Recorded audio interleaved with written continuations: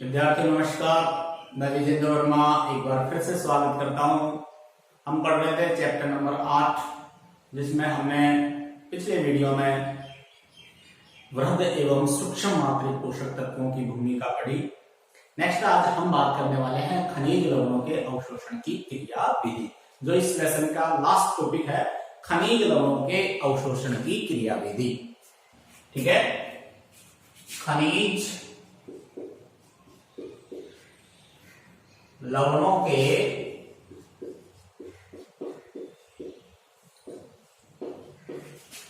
अवशोषण की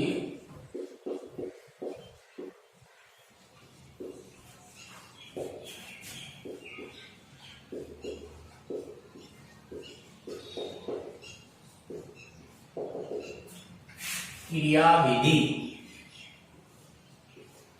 देखिए, हम बात करने वाले हैं खनिज लवणों के अवशोषण की क्रिया विधि। देखो, खनिज लवणों का अवशोषण कहां से होता है? मृदा से होता है। ठीक है, देखिए ये जो वातक है वो मृदा से जल व खनिज लवणों का अवशोषण कहां से करते हैं? जल का, और खनिज लवणों का अवशोषण मृदा से करते हैं। खनिज लवणों का अवशोषण कहां से करते हैं? मृदा से। पादपों में मृदा से जल और खनिज लवणों का अवशोषण करने के लिए क्या होते हैं? मूल रोम होते हैं। मूल पर क्या पाए जाते हैं? मूल रोम। और मूल रोम द्वारा अवशोषित जल कहां तक पहुंचता है? जाइलम तक। कहां तक पहुंचता है? जाइलम तक।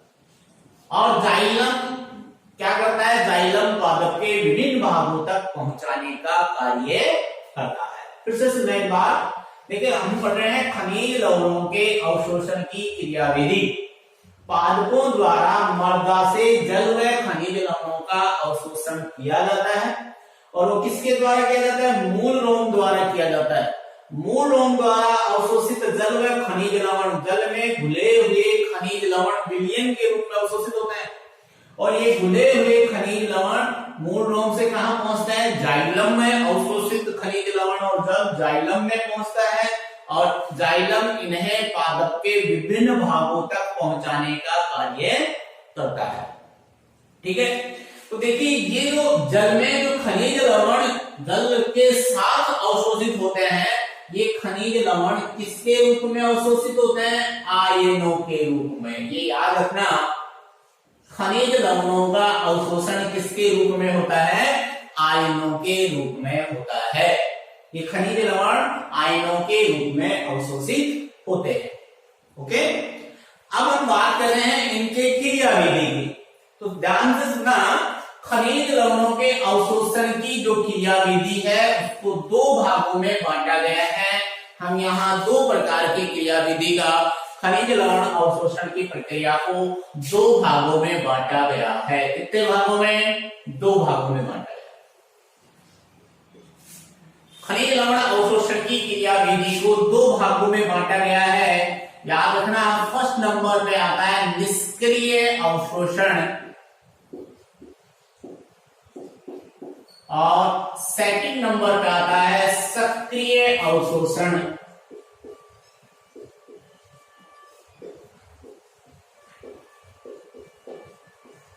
निष्क्रिय अवशोषण और सक्रिय अवशोषण।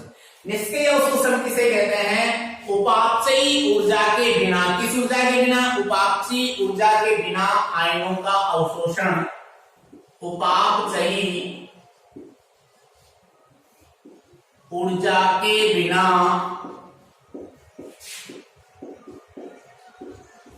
आयनों का अवशोषण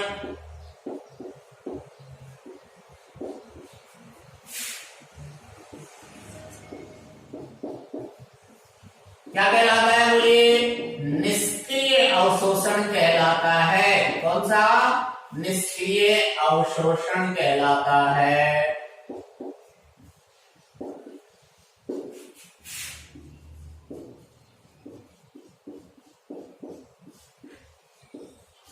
ठीक है, यहां सक्रिय ऊर्जा की सहायता से या सक्रिय ऊर्जा के उपयोग से, सक्रिय ऊर्जा के उपयोग से आयनों का अवशोषण, सक्रिय ऊर्जा के उपयोग से आयनों का अवशोषण सक्रिय अवशोषण कहलाता है।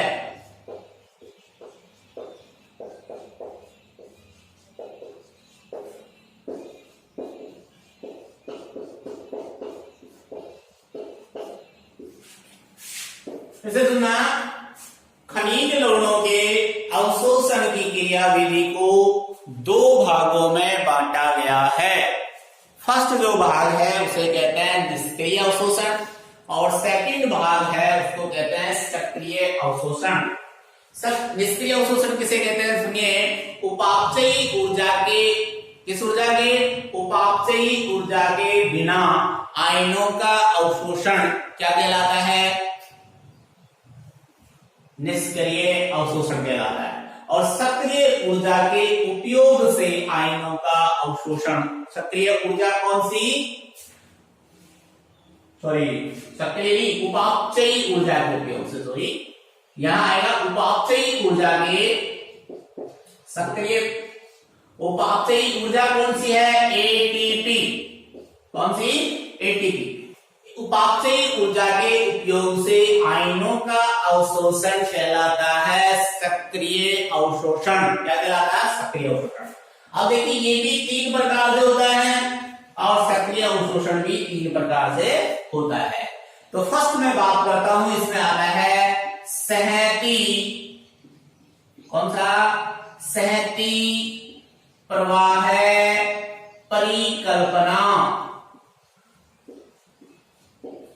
इससे संबंधित देखो, निष्क्रिय अवशोषण से संबंधित भी तीन संकल्पनाएं प्रस्तुत हैं, तीन सिद्धांत, ठीक है। दूसरा है आयन विनिमय सिद्धांत, कौन सा है, आयन विनिमय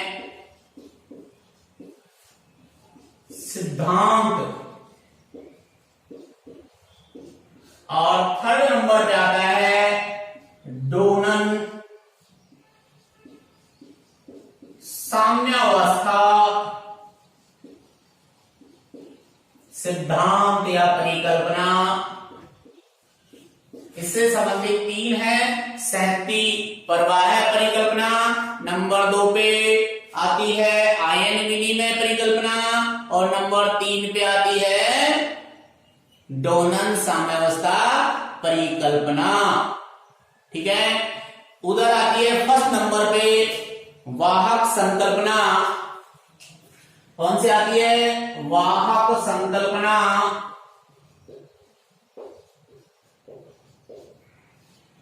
दूसरा है आयन पंप या इसको साइटोक्रोम पंप भी बोलते हैं भैया, साइटोक्रोम पंप। और थर्ड नंबर पे आती है, नंबर 3 पे विद्युत रासायनिक प्रवणता की संकल्पना, कौन सी आती है, विद्युत रासायनिक।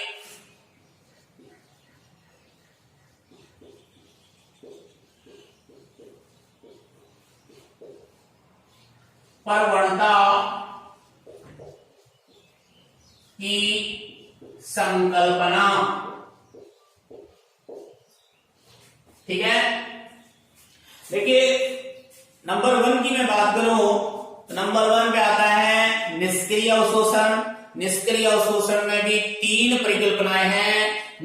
निष्क्रिय अवशोषण में के अंतर्गत भी तीन परिकल्पनाएं प्रस्तुत की गई हैं, ठीक है। तो नंबर 1 है सहती प्रवाह परिकल्पना, नंबर 2 पे है आयन विनिमय सिद्धांत और नंबर 3 पे आता है डोनन साम्यावस्था सिद्धांत, डोनन साम्यावस्था सिद्धांत। नेक्स्ट इधर बात करूं मैं सक्रिय अवशोषण, तो उपापचयी ऊर्जा के उपयोग से, उपापचयी ऊर्जा कौन सी, एटीपी के उपयोग से, किसके उपयोग से, एटीपी के उपयोग से आयनों का अवशोषण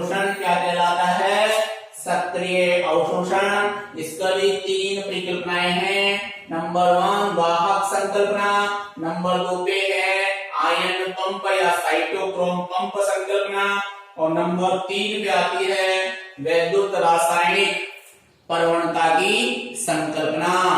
सबसे पहले मैं बात करता हूं नंबर 1 सहती प्रवाह परिकल्पना की। इसकी बात करें अपने यहाँ पे सहती प्रवाह परिकल्पना की, ठीक है। स्क्रीनशॉट लेना हो तो आप ले सकते हैं, इसके बाद में दिखा देता हूं।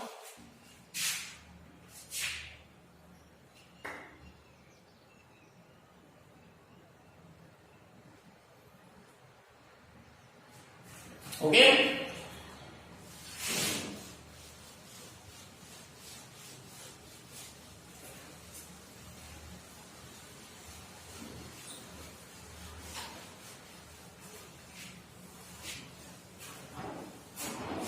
तो देखिए सहती प्रवाह संकल्पना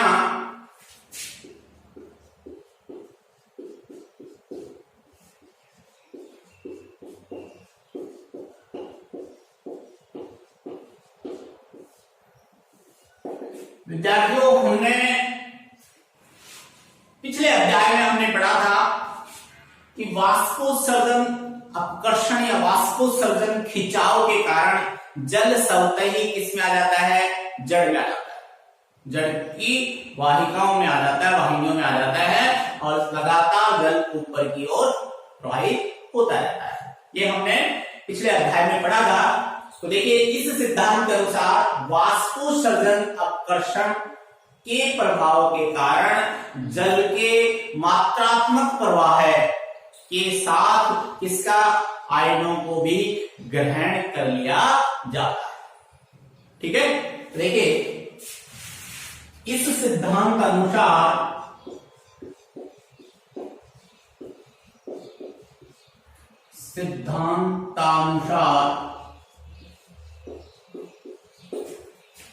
वाष्पोत्सर्जन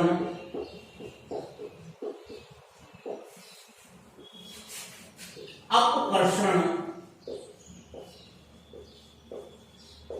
अथवा क्या कहेंगे अपने इसको, खिंचाव, वाष्पोत्सर्जन खिंचाव के प्रभाव के कारण, खिंचाव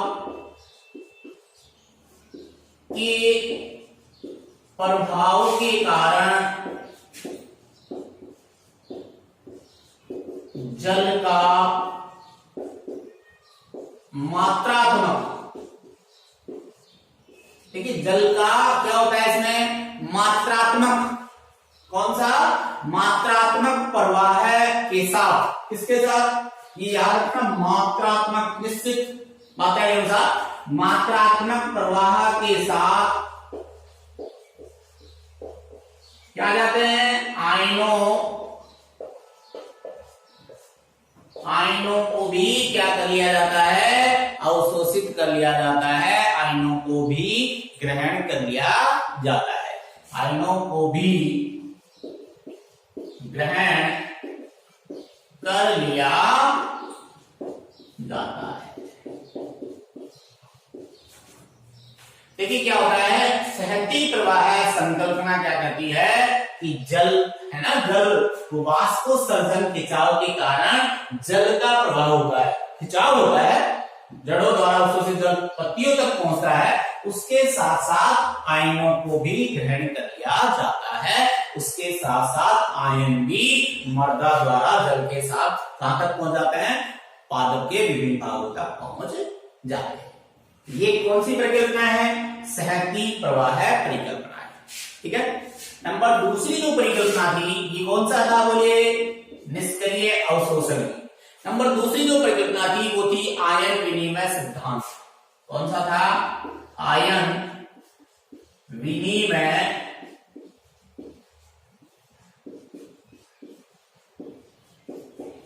सिद्धांत।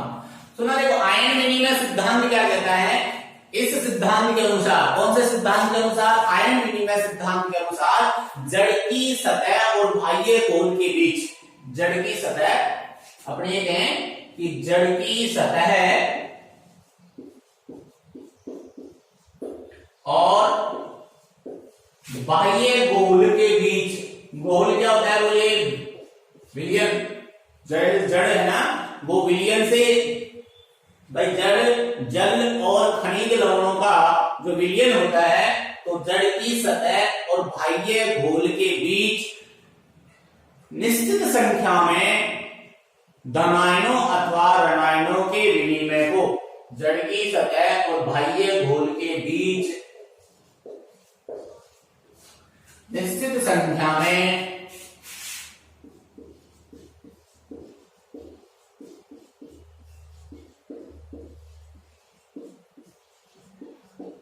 धनायनों अथवा ऋणायनों के विनिमय को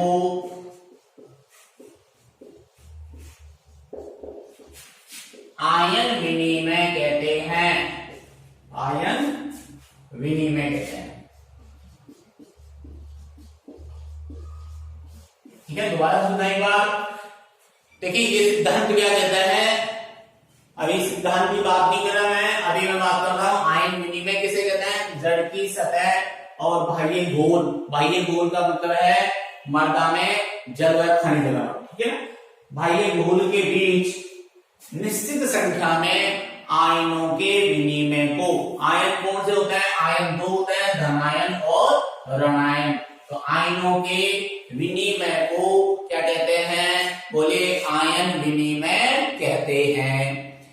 विनिमय जो होता है वो केवल समान आवेश के आयनों के बीच होता है। ये सिद्धांत क्या कहता है कि विनिमय, क्या विनिमय केवल समान आवेश, क्या बोलोगे, ध्यान से सुना, समान आवेश के मध्य होता है। आयनों का विनिमय समान आवेश के आयनों के मध्य होता है। समान आवेश के आयनों के मध्य का मतलब होता है कि धनायन धनायन को और ऋणायन केवल ऋणायन का, धनायन द्वारा धनायन का और ऋणायन द्वारा ऋणायन का, अथवा हम कह सकते हैं धनायन का विनिमय धनायन के साथ और ऋणायन का विनिमय ऋणायन के साथ होता है, जिससे अनेक प्रकार के धनायन जड़ की सतह पर अवशोषित हो जाते हैं। ठीक है, अनेक प्रकार के धनायन जो हैं वो जड़ की सतह पर क्या हो जाते हैं, अवशोषित हो जाते हैं और उनको जड़ द्वारा अवशोषित कर लिया जाता है। ठीक है, फिर से सुना एक बार कि जड़ की सतह और बाह्य घोल के बीच निश्चित संख्या में आयनों के विनिमय को आयन विनिमय कहते हैं। आयन कितने होते हैं, दो, धनायन और ऋणायन। ठीक है, ये जो आयन विनिमय है ये केवल समान आवेश के आयनों के मध्य होता है। इसका मतलब ये हुआ कि धनायन, कौन सा, धनायन का विनिमय केवल धनायन द्वारा और ऋणायन का विनिमय केवल और केवल मात्र ऋणायन द्वारा होता है।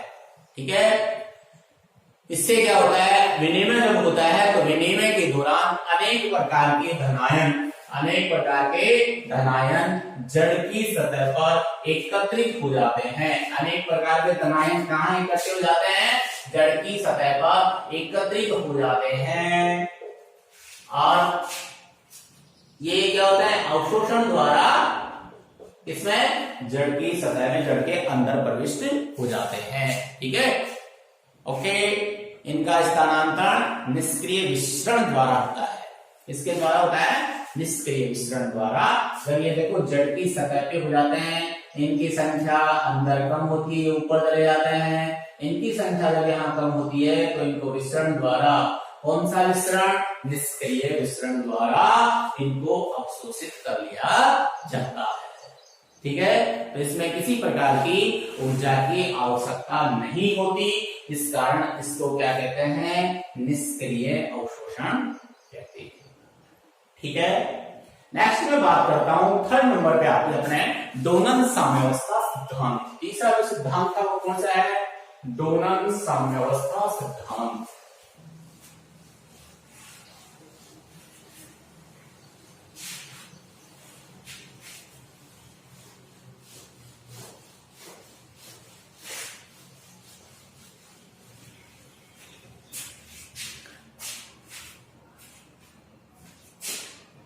डोनन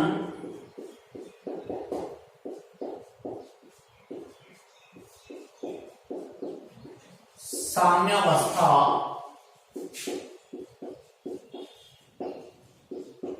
सिद्धांत और ये प्रस्तुत किया था डोनन ने 1927 में। कब प्रस्तुत किया था? डोनन ने 1927 में प्रस्तुत किया था।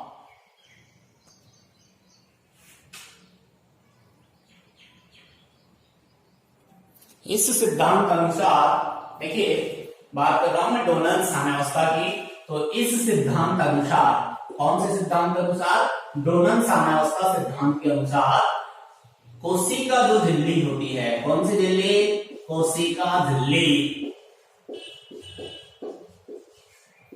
धनायन अथवा ऋणायन, मैं दोनों की बात कर रहा हूं। ये जो कोशिका झिल्ली होती है धनायन तथा ऋणायन दोनों को भीतर आने दे सकती है, धनायन को भी और ऋणायन को भी।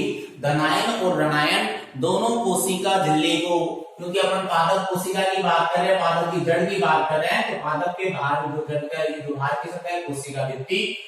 कोशिका भित्ति कैसी होती है? पारगम्य, ठीक है।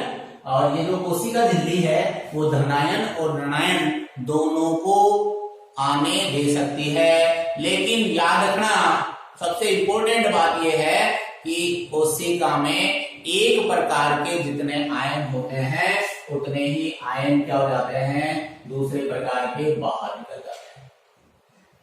फिर से बता रहा हूं एक बार, जितने प्रकार के, एक प्रकार के जितने आयन होते हैं, ठीक है, उतने दूसरे प्रकार के आयन क्या हो जाते हैं? बाहर निकल जाते हैं। यानी इसके अंदर की, कोशिका के अंदर की साम्यावस्था स्थिर बनी होती है, स्थिर बनी रहती है।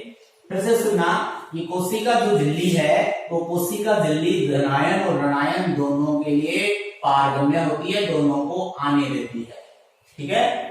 लेकिन सबसे बड़ी बात यह है कि इसमें जिस प्रकार के जितने दूसरे आयन इसमें प्रविष्ट होते हैं उतने ही दूसरे प्रकार के आयन, जैसे धनायन इसमें प्रविष्ट होता है तो ऋणायन क्या हो जाते हैं इसमें, उतने ही बाहर निकल जाते हैं और इसके अंदर की स्थिति सामान्य बनी रहती है।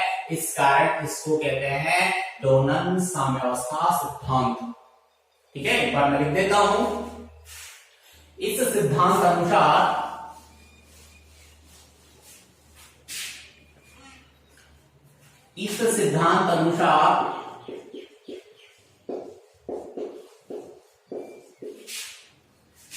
सिद्धांतानुसार कोशिका झिल्ली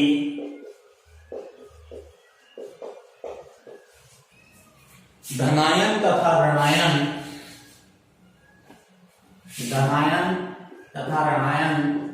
दोनों को आने देती है, दोनों को आने देती है। लेकिन सबसे बड़ी बात क्या है इसमें? सबसे बड़ी बात है कोशिका में एक प्रकार के जितने आयन होते हैं उतने ही दूसरे प्रकार के बाहर निकल जाते हैं। कोशिका में एक प्रकार के जितने आयन होते हैं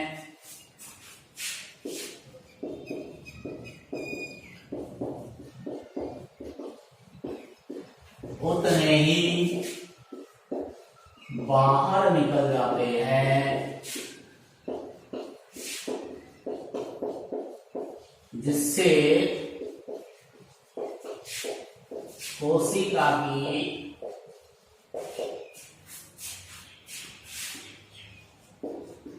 साम्यावस्था